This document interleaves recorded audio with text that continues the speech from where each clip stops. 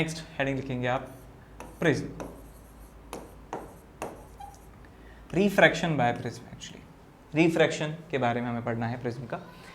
तो एक प्रिज्म सब लोग जानती हैं, प्रिज्म को सामने से देखने पर कुछ इस तरीके से वो दिखाई देता है। ठीक, ये जो एंगल है, जो इसे बेस कहा जाता है बेटा, इसे बेस कहा जाता है। बेस के सामने जो एंगल होता है इसे एपेक्स एंगल कहते हैं, या इसे एंगल ऑफ प्रिज्म भी कहा जाता है। ए क्या है भाई? ए है एंगल ऑफ प्रिज्म, वो लिख देते हैं। इसको एपेक्स एंगल भी कहा जाता है, एपेक्स एंगल, और एंगल ऑफ प्रिज्म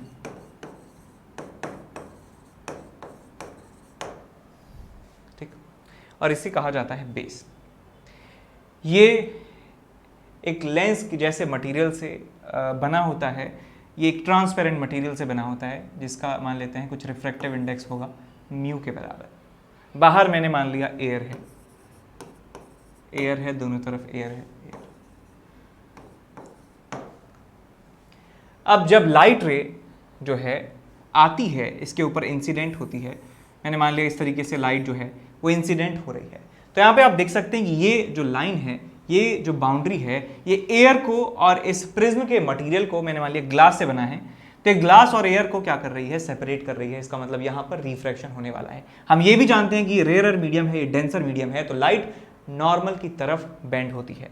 तो यदि मैं इस पॉइंट पर नॉर्मल बना देता हूँ, यदि मैं इस पॉइंट पर नॉर्मल बना देता हूँ लाइक दिस, तो ये जो हमारी लाइट रे है बेटा, ये मान लीजिए एंगल बना रही है आई के बराबर, तो ये रिफ्रैक्शन के बाद नॉर्मल की तरफ बेंड हो जाती है। इसका ओरिजिनल पाथ जो है वो ये वाला है, इसका ओरिजिनल पाथ है ये, लेकिन इस ओरिजिनल पाथ पे ना चल के ये हो जाती है बेंड नॉर्मल की तरफ लाइक दिस। ये इसका ओरिजिनल पाथ नहीं है, इसका एक्सपेक्टेड पाथ है। इसको डैश कर देंगे, ठीक है, इस तरीके से मैंने बना दिया। ये इसका एक्सपेक्टेड पाथ था, ऐसे जा रही थी सीधी, लेकिन बेंड हो चुकी है। अब इसके बाद ये इस बाउंड्री पे टकराती है, इस मीडियम में चल रही है, ये बाउंड्री आ चुकी है, ये ग्लास है, ये एयर है, फिर से एक बाउंड्री आ चुकी है, डेंसर से रेयर मीडियम में राइट रे जब जाती है तो बेंड हो जाती है नॉर्मल से अवे। तो इस पॉइंट पर मैं नॉर्मल ड्रॉ करता हूँ, इस पॉइंट पर यदि मैं नॉर्मल ड्रॉ कर देता हूँ लाइक दिस, और इस नॉर्मल से मैंने मान लिया ये एंगल कुछ बना रही होगी, तो ये नॉर्मल से अवे बेंड हो जाती है। ये जाना चाह रही थी कुछ इस तरीके से, लेकिन नॉर्मल से अवे बेंड हो जाती है। और ये जो एंगल है नॉर्मल से बनने वाला, इसे एंगल ऑफ इमरजेंस कहा जाता है। ये एंगल ऑफ इमरजेंस है, ये एंगल ऑफ इंसिडेंस है इस प्रिज्म के लिए। तो यहाँ पे मैं इसका नाम लिख भी देता हूँ कि आई का मतलब है एंगल ऑफ इंसिडेंस,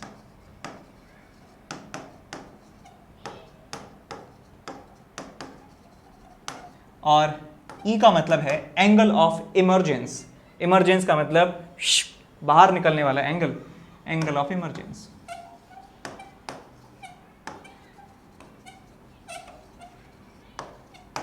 इमरजेंस, ठीक। अब ये जो दोनों नॉर्मल्स हैं इनको भी आप मिला दीजिए, इनको भी आप मिला दीजिए सर।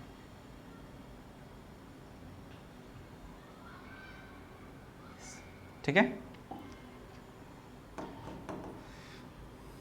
अब कुछ नाम दे देते हैं, यहाँ पे कुछ डेरिवेशन हमें करना है। ये एंगल मैंने मान लिया नॉर्मल के साथ, इस वाली लाइट रे का एंगल R1 मैंने मान लिया, और इस नॉर्मल के साथ इस लाइट का एंगल मैंने मान लिया R2।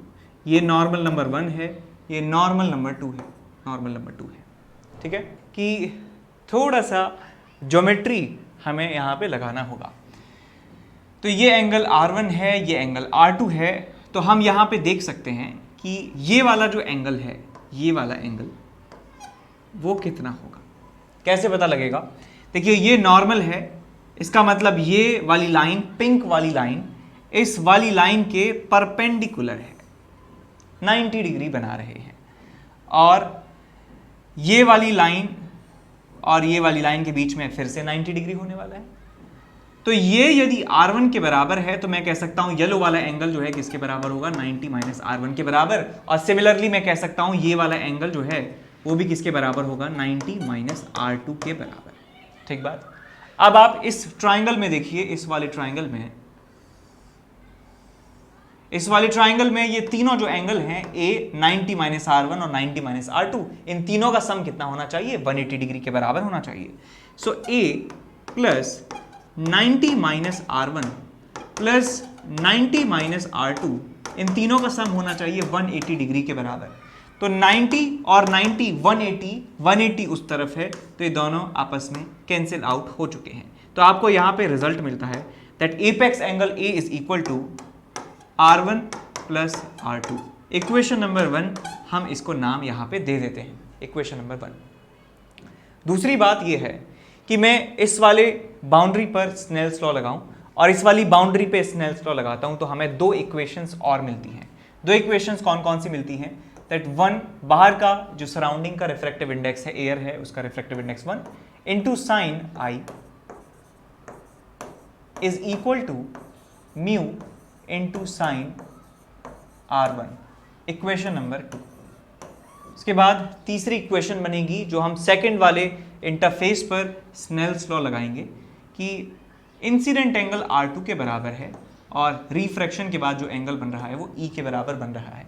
तो यहाँ पे मैं लिखूंगा that mu into sine of R2 is equal to, बाहर एयर में जा रही है ultimately, 1 into sine of E, equation number 3। Equation number 3 मैंने इसको नाम दे दिया।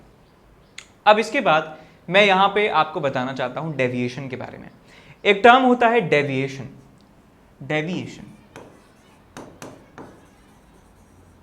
डेविएशन का मतलब होता है भटक जाना।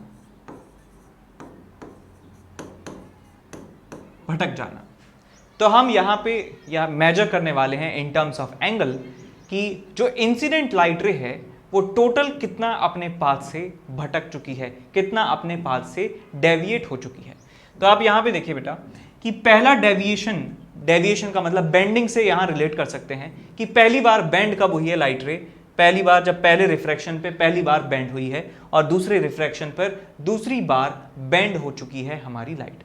तो बेंडिंग टोटल निकालने के लिए मैं इस डायग्राम को दोबारा बना देता हूं, ठीक है। वैसे मैं इस डायग्राम में कर देता, लेकिन मैं और क्लैरिटी के लिए दोबारा डायग्राम बना रहा हूं इसका, जिससे आपको अच्छी तरीके से समझ में आए कि डेविएशन कैसे हम निकाल पा रहे हैं। तो लाइट रे आई ऐसे, और उसके बाद बेंड होके चली गई ऐसे, और उसके बाद तीसरी बार बेंड हुई है इस तरीके से, ठीक। ये 3 बार इसकी बेंडिंग हुई है, ऐसे ऐसे और ऐसे, ठीक। तो मैं पहले बेंडिंग यहाँ पे देख लेता हूँ कि कितने एंगल से ये बेंड हुई है, यानी कि ये वाला एंगल कितना है। मान लेते हैं इसको δ1 के बराबर, और दूसरी बार जब पाथ ये था तो यहाँ से कितना बेंड हुई है δ2, ठीक है जी। तो हमने वहाँ पे देखा था कि ये नॉर्मल था सर, नॉर्मल के साथ ये एंगल था कितना, आई के बराबर। ये वाला एंगल कितना है आपके पास, R1 के बराबर। तो मैं यहाँ पे इतना तो कह सकता हूँ कि ये एंगल आई है और ये सामने वाला एंगल δ1 प्लस R1 के बराबर है, ये दोनों आपस में बराबर हैं। I is equal to δ1 plus R1। तो मैं δ1 क्या लिख सकता हूँ यहाँ से, δ1 is equal to I minus R1। Equation number 4 इसको नाम दे देते हैं। ये पहला डेविएशन है, पहली बार भटकी है लाइट रे अपने मार्ग से। उसके बाद दूसरा यहाँ पे देखिए दोस्तों कि मैं यहाँ पे नॉर्मल बना देता हूँ, ये नॉर्मल है, ये एंगल कितना है, R2 है, और ये एंगल δ2 है, और ये पूरा एंगल जो है ये एंगल ऑफ इमरजेंस है, E के बराबर है, ठीक है जी। अच्छा, तो यहाँ पे मैं ये कह सकता हूँ कि ये वाला जो एंगल है जो कि कितना है, E माइनस δ2 के बराबर, वो किसके बराबर है, R2 के बराबर है, वो R2 के बराबर दिख रहा है, R2 के बराबर। तो यहाँ पे मैं लिख सकता हूँ इस डायग्राम से that E minus δ2 is equal to R2। Simple geometry है क्लास 10th की। तो यहाँ से δ2 की वैल्यू आपको मिल जाती है, δ2 is equal to E minus R2। Equation number 5। अब जो टोटल हमारा डेविएशन का एंगल है हम उन दोनों को जोड़ सकते हैं। टोटल डेविएशन एंगल कह सकता हूँ डेल्टा 1 प्लस डेल्टा 2 के बराबर होगा। तो यहाँ पे हम लिखने वाले हैं total angle of deviation, total angle of deviation delta total is equal to delta 1 plus delta 2। अब यहाँ पे ये बात भी गौर करने की है कि मैंने दोनों डेविएशन एंगल को ऐड क्यों कर दिया। क्या मैं सब्ट्रैक्ट भी कर सकता हूँ? तो यस, जवाब है इसका, क्योंकि दोनों जो डेविएशन है वो एक ही डायरेक्शन में है। आप यहाँ पे देख सकते हैं कि पहला डेविएशन क्लॉकवाइज डायरेक्शन में हुआ है, दूसरा डेविएशन भी क्लॉकवाइज डायरेक्शन में हुआ है, इसलिए दोनों जो एंगल ऑफ डेविएशन है उन दोनों को क्लब कर दिया गया है। पहली बार भी नीचे की तरफ बिठाया लाइट रे को, दूसरी बार भी नीचे की तरफ बिठाया है लाइट रे को, तो दोनों डेविएशन जो है वो एक ही डायरेक्शन में है, दोनों ही क्लॉकवाइज डायरेक्शन में है, इसलिए मैंने इन दोनों को ऐड कर दिया है। यदि मान लीजिए एक साइड से रिफ्रैक्शन से ये नीचे की तरफ बेंड होती है और दूसरी वाले से ऊपर की तरफ बेंड होती है, तो हम इसमें से इसको सब्ट्रैक्ट करेंगे। ठीक है, तो यहाँ पे मैंने ऐड कर दिया है। तो दोनों जो डेविएशंस के एंगल हैं उनको आप ऐड कर देंगे। तो एक है आपके पास I माइनस R1 और दूसरा है आपके पास E माइनस R2। तो यहाँ से आप ये निकाल सकते हैं कि टोटल डेविएशन की जो वैल्यू है वो कितनी आ जाती है, I plus E minus R1 plus R2। Equation number 6 इसको नाम दे देते हैं। अब इक्वेशन नंबर 6 हमारे पास है और इक्वेशन नंबर जो हमारे पास 1 है उससे हम देख सकते हैं कि A is equal to R1 plus R2 है। तो R1 प्लस R2 की वैल्यू A हम इक्वेशन नंबर लास्ट में रख सकते हैं। तो यहाँ पे मैं लिखूंगा आगे फ्रॉम इक्वेशन नंबर 1 एंड 6 आपको यहाँ पे मिलेगा कि टोटल डेविएशन जो होता है वो होता है I plus E minus A, I plus E minus A. अब एक ग्राफ होता है जो टोटल डेविएशन और एंगल ऑफ इंसिडेंस के बीच में ड्रॉ किया जाता है। ये ग्राफ आपको याद रखना है, इसको ड्रॉ कर पाना तो बहुत मुश्किल है इसके एक्सप्रेशन को देखकर। ये जो इक्वेशंस है हमारे पास 5-6 इक्वेशंस, इन्हीं से ये कैलकुलेट किया जाता है। बस आप याद रखें इस ग्राफ को, आपको नहीं आएगा निकालने को कि बताओ कैसे ड्रॉ किया, बहुत मुश्किल है। आप यहाँ पे देख सकते हैं ग्राफ को, कुछ इस तरीके से ग्राफ है, लाइक दिस, इस तरीके से ग्राफ आता है total deviation versus angle of incidence का। कि एंगल ऑफ इंसिडेंस को हम चेंज करते जाएंगे तो टोटल डेविएशन की जो वैल्यू है वो इस तरीके से चेंज होती है, बिल्कुल नाइकी जैसा साइन है। तो यहाँ पे आप देख सकते हैं कि इस ग्राफ का जो मिनिमा है वो यहाँ पर हमें मिल रहा है। इस ग्राफ के मिनिमा के करस्पॉन्डिंग यदि हम कोऑर्डिनेट्स देखना चाहें कि कौन कौन सी वैल्यूज हमें मिल रही हैं मिनिमम डेविएशन की, इसको कह सकते हैं कि ये क्या है, मिनिमम डेविएशन है, डेल्टा मिनिमम, या इसको डेल्टा एम मैं लिख सकता हूँ। और इस डेल्टा मिनिमम हमें कब मिला होगा, आई की वैल्यू क्या रही होगी, तो वो आती है ई के बराबर। तो जब एंगल ऑफ इंसिडेंस की वैल्यू एंगल ऑफ इमरजेंस के बराबर आ जाती है तो उस कंडीशन में हमें जो टोटल डेविएशन मिलता है वो मिनिमम मिलता है, यानी लाइट जो है वो सबसे कम डेविएट होती है अपने असल पाथ से। तो ये वाली कंडीशन आपको याद रखनी है कि मिनिमम डेविएशन की क्या कंडीशन है, कि जब एंगल ऑफ इंसिडेंस और एंगल ऑफ इमरजेंस एक दूसरे के बराबर हो जाते हैं। क्वेश्चन नंबर 7 इसको दें तो यहाँ पे हम लिखेंगे कि कंडीशन ऑफ मिनिमम डेविएशन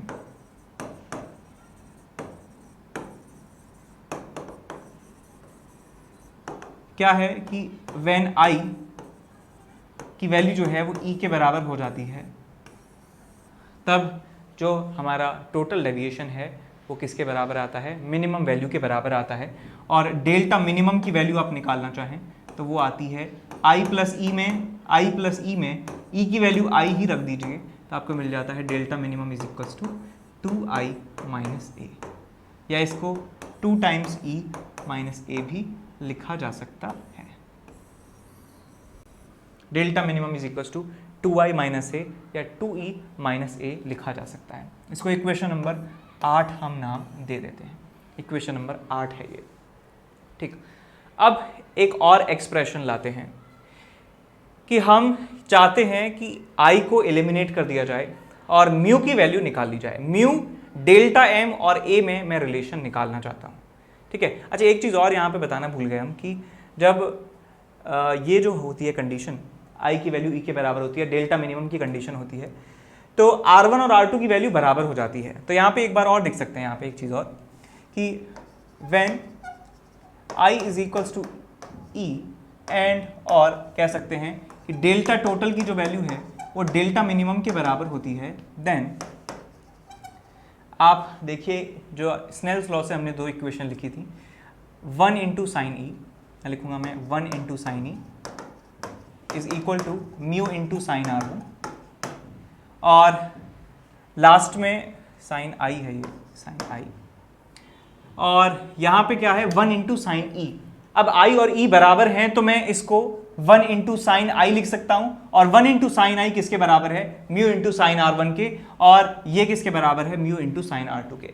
तो मैं इक्वेशन नंबर 2 और 3 से ये लिख सकता हूं, इक्वेशन नंबर 2 और 3 से लिख सकता हूं, देन फ्रॉम, ये डायरेक्ट लिखें यहाँ पे, फ्रॉम इक्वेशन नंबर 2 एंड 3 आप लिख सकते हैं mu into sine R1 is equal to mu into sine R2। तो यहाँ से म्यू कैंसिल आउट हुआ, साइन से साइन चला गया, तो आपको मिल जाएगा R1 is equal to R2। ये रिलेशन भी होता है, R1 is equal to R2, total जो वैल्यू है वो हो जाती है, बराबर हो जाती है। और हम ये भी जानते हैं, and we know that A की जो वैल्यू है वो होती है किसके बराबर, R1 प्लस R2 के बराबर होती है।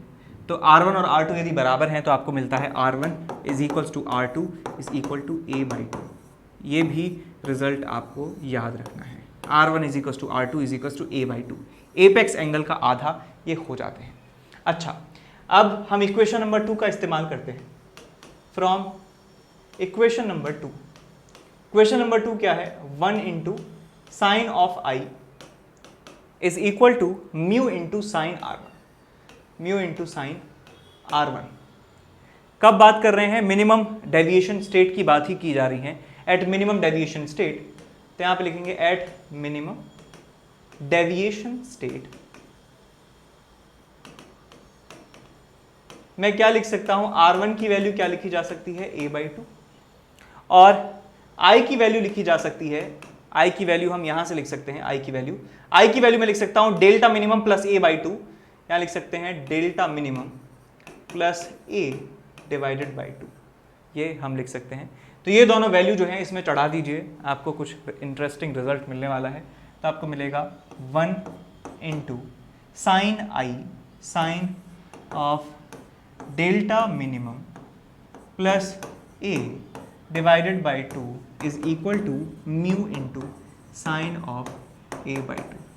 तो यहाँ से आपको मिलता है mu is equal to sine of delta minimum plus A divided by 2 divided by sine of A/2, sine of A/2। ये रिजल्ट आपको मिलता है। तो ये किस काम आता है कि यदि हमें एक पर्टिकुलर मिनिमम डेविएशन चाहिए और हमें एपेक्स एंगल पता है, एंगल हमने फिक्स रखा है, तो हम उसका मटेरियल चूज़ कर सकते हैं कि किस मटेरियल का हमें प्रिज्म बनाना चाहिए जिससे हमें ये पर्टिकुलर मिनिमम डेविएशन मिल सकता है। ठीक है, ये फॉर्मूला याद रखेंगे। अब यदि आपके पास जो प्रिज्म है वो बहुत ज़्यादा थिन है, if prism is thin, if prism is thin, तो ये सारे साइन थीटा की जो वैल्यू है वो थीटा के बराबर हम अप्रॉक्सीमेटली लिख सकते हैं। तो आपको मिलता है mu is equal to delta minimum plus A divided by 2 divided by A/2। तो आपको मिलता है म्यू की वैल्यू मिल जाती है delta minimum by A plus 1। ये आपको म्यू की वैल्यू मिल जाती है फॉर थिन प्रिज्म।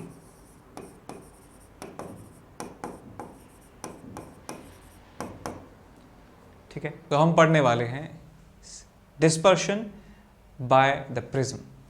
तो डिस्पर्शन जो वर्ड है उसका मतलब होता है कि लाइट का स्प्लिट हो जाना उसके कंपोनेंट कलर्स में। आप जानते हैं कि वाइट लाइट जो होती है वो 7 रंगों से मिलकर बनी होती है, विबग्योर, राइट। तो प्रिज्म के थ्रू जब उसको पास करवाते हैं तो वो अपने जो कंपोनेंट कलर्स हैं उसमें डिवाइड हो जाती है और इस फिनोमिना को डिस्पर्शन कहा जाता है। तो यहाँ पे हम लिखेंगे कि डिस्पर्शन का मतलब क्या है, यहाँ लिखेंगे splitting of white light, splitting of white light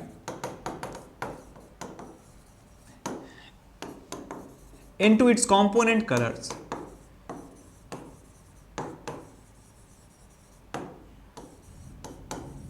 is called dispersion. Is called dispersion. और जो कंपोनेंट्स होते हैं उस कंपोनेंट के ग्रुप को कहा जाता है स्पेक्ट्रम. तो यहां पे हम लिखने वाले भी हैं कि the group, the palette of component colors is called spectrum. तो ये आप सीखते हैं कि प्रिज्म की वजह से क्यों ऐसा होता है कि स्प्लिट हो जाती है लाइट. तो इससे पहले मैं आपको पीछे ले जाना चाहता हूं. कुछ पास्ट में हमने एक फॉर्मूला पढ़ा था यहां पे कि mu is equals to sine of delta minimum plus A by two divided by sine A by two. और यहां पे हमने देखा था कि यदि प्रिज्म पतला है, if prism is very thin, तो यदि प्रिज्म थिन होता है तो ये जो फॉर्मूला था ये कन्वर्ट हो जाता था इस फॉर्मूले में. और इस फॉर्मूले से आप यदि सॉल्व निकालना चाहें, इसको लिख लेते हैं mu is equals to delta minimum by A plus one. तो यहां पे लिख लेते हैं इसको कि mu is equal to delta minimum divided by A plus one. इस वन को आप ले जाइए इधर तो आपको मिलेगा mu minus one is equal to delta minimum divided by A. और ए को उधर ले जाइए तो आपको मिलेगा delta minimum, minimum deviation is equals to A apex angle into mu minus one, A into mu minus one. तो जब हम बात करते हैं एक ग्लास के प्रिज्म की, ग्लास प्रिज्म, और वो भी थिन,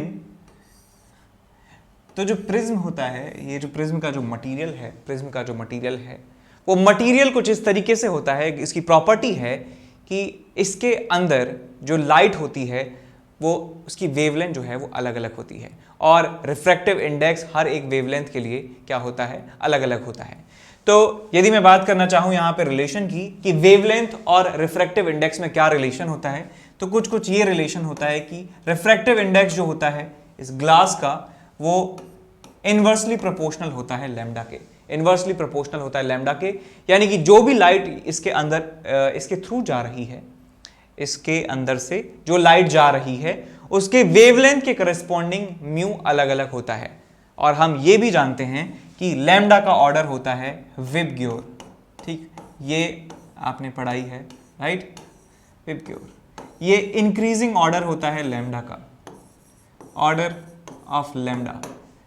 वायलेट लाइट का जो लैम्डा है सबसे कम होता है, इंडिगो का उससे ज्यादा, ब्लू का उससे भी ज्यादा, ग्रीन का उससे भी ज्यादा, येलो का और भी ज्यादा, ऑरेंज का और भी ज्यादा, रेड का और भी ज्यादा.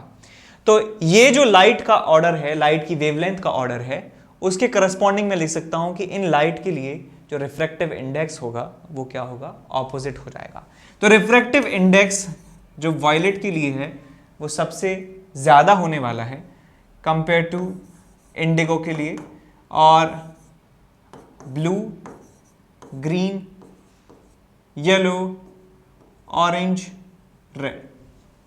तो इस तरीके से रिफ्रैक्टिव इंडाइसेस जो हैं वेरी करेंगे. और आप यहां पे आप देख सकते हैं कि यदि रिफ्रैक्टिव इंडेक्स ज्यादा होगा तो डेविएशन जो है उस लाइट का क्या होगा, ज्यादा होगा. यदि रिफ्रैक्टिव इंडेक्स ज्यादा है तो ये भी क्या होगा, ज्यादा होगा. तो मैं यहां पे लिख सकता हूं एज रिफ्रैक्टिव इंडेक्स इंक्रीजेस, जो डेविएशन होता है वो भी क्या होता है, इंक्रीज होता है.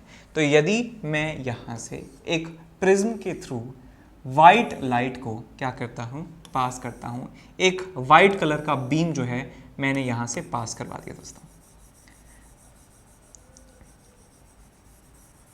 ये वाइट कलर का बीम आप देख पा रहे हैं, ये पास होता है इस ग्लास से. इसके अंदर 7 कलर्स हैं, विबग्योर है इसके अंदर, और ये विबग्योर मिलके वाइट कलर बनाते हैं. और जब ये इस प्रिज्म से पास होंगे तो हर एक तरह की लाइट का जो डेविएशन है जो वो अलग अलग होने वाला है. तो आप देख के बताइए मुझे कि रिफ्रैक्टिव इंडेक्स किसका सबसे ज्यादा था, वायलेट का सबसे ज्यादा था. तो सबसे ज्यादा जो डेविएशन होगा वो वायलेट कलर की लाइट का होने वाला है. तो यहाँ पे हम वायलेट कलर जो है चूज कर लेते हैं और यहाँ पे उसको डेविएट होता दिखा देते हैं. ओहो, चूज नहीं हो पाया, ये हमारा वायलेट कलर. ये हमारे साथ डेविएशन हो चुका है हमारे वायलेट कलर। और सबसे कम मुझे बताइए, सबसे कम किसका डेविएशन होना चाहिए? बिकॉज रेड की वेवलेंथ सबसे ज़्यादा है, तो रेड का जो डेविएशन है सबसे कम होना चाहिए। तो रेड कलर चूज करते हैं यहाँ पे और उसका डेविएशन सबसे कम दिखाते हैं।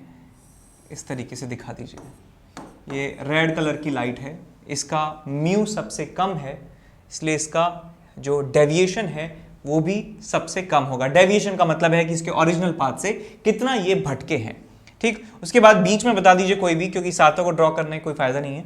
आप ग्रीन ले सकते हैं बीच में कि इसका सबसे ज्यादा डेविएशन, सबसे कम डेविएशन, और इसका बीच बीच में लगभग बीच में डेविएशन हमें देखने को मिलेगा। तो येलो कलर की जो लाइट होगी हमारे पास, उसका डेविएशन सबसे कम देखने को मिलेगा। ये सब आपका येलो लाइट है, येलो। तो यहाँ पे आप देख सकते हैं कि ये एंगल ऑफ डेविएशन जो है delta for red, delta for yellow, और ये delta for violet. So delta for violet will be maximum, उसके बाद आएगा येलो का नंबर, उसके बाद आएगा रेड का नंबर। तो ये डिस्पर्शन यहाँ पे हमने सीख लिया कि क्यों वाइट लाइट जो है वो डिस्पर्स हो जाती है, वो अलग अलग कलर्स में स्प्लिट हो जाती है, क्योंकि जो उसके कंपोनेंट कलर्स होते हैं उनका रिफ्रैक्टिव इंडेक्स इस ग्लास मीडियम में अलग अलग होता है। ये इस मीडियम की प्रॉपर्टी है। यदि हम वैक्यूम की बात करें या एयर की बात करें तो उसमें ऐसा नहीं पाया जाता है, इसलिए जो सनलाइट होती है वो भी वाइट कलर में हमें नज़र आती है। यदि हमारे और सन के बीच में ग्लास लगा होता तो हमें ये 7 कलर्स दिख रहे होते, लेकिन जो वैक्यूम होता है, जो एयर होता है, उसमें ऐसा वेरिएशन नहीं होता है कि वेवलेंथ अलग अलग वेवलेंथ की लाइट के लिए रिफ्रैक्टिव इंडेक्स अलग अलग हो। ठीक है, सबके लिए रिफ्रैक्टिव इंडेक्स 1 ही रहता है। लेकिन ग्लास जो जैसा मीडियम है, ग्लास जैसा मटेरियल है, उसकी प्रॉपर्टी होती है कि वो अलग अलग वेवलेंथ की लाइट के लिए, अलग अलग वेवलेंथ की लाइट के लिए अलग अलग रिफ्रैक्टिव इंडाइसेस शो करता है। ठीक है, समझ गए? तो इसलिए जो ग्लास होता है उसको डिस्पर्सिव मीडियम कहा जाता है, और जो वैक्यूम है, एयर जो है, वो नॉन डिस्पर्सिव मीडियम कहलाते हैं।